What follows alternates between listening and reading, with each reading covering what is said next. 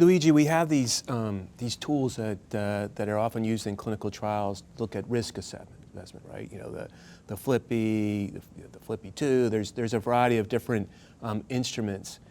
How do you use them, or do you use them, and does it help guide therapy in any way?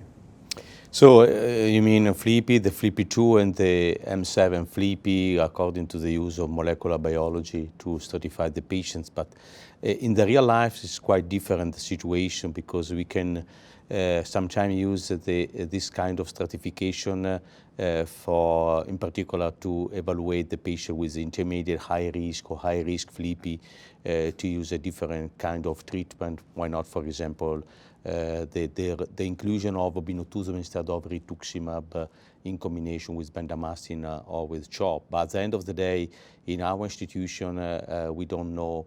We don't think this is so important to evaluate this patient, follicular lymphoma patient, with the Flippy or Flippy 2, and for sure not for M7 Flippy, because it's quite impossible to do this kind of molecular biology evaluation for all these patients. And at the end of the day, so far is only a good publication, good scientific publication, but it's impossible to apply in the real life.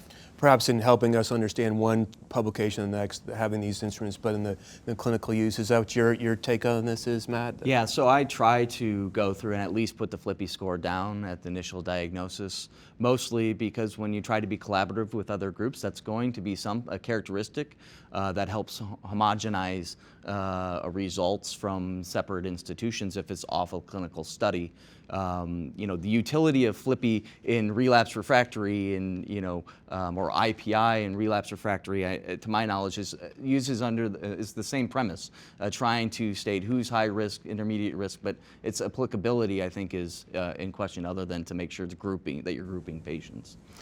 We've talked about these prognostic factors, but we haven't really talked about is comorbidities, right? I mean, maybe that actually drives more about what therapy we pick for patients than the Flippy. I think it's critically important to remember that this is still a disease that's primarily of older patients that are going to do very well, probably no matter what we do in most cases. And we need to, of course, know that we're not curing these patients, unfortunately, still.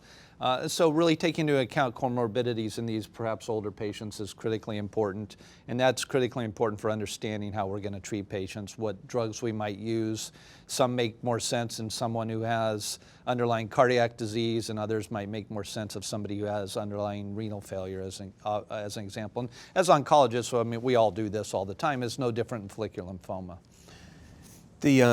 Just to go back to PET scanning for a second, do you do something different based on what the PET score is, like the SUVs, the max SUVs? There's some data here at ASCO suggesting that people with really high PET scores, maybe we should treat them differently. I mean, I think some of that's intuitive, but it's nice to have data. Well, I have a conversation with my patients who have indolent lymphomas. I go back to Sesame Street. Which one of these is not like the other?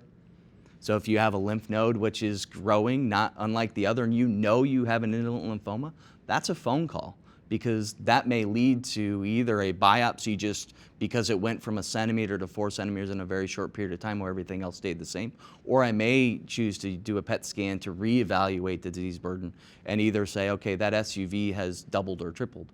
I do the same thing if a patient's been on active surveillance for a long period of time, and then I'm considering their lymph nodes are growing.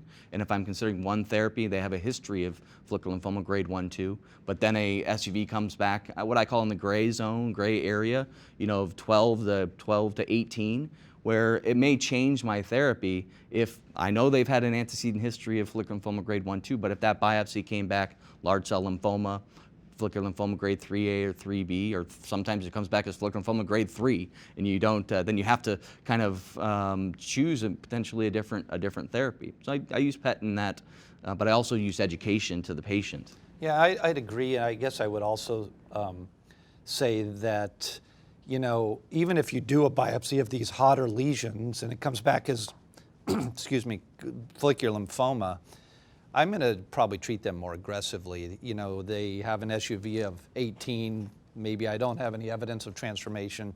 I know that they're going to actually behave more aggressively, and I'm going to be thinking about anthracycline-based therapy in those patients very commonly.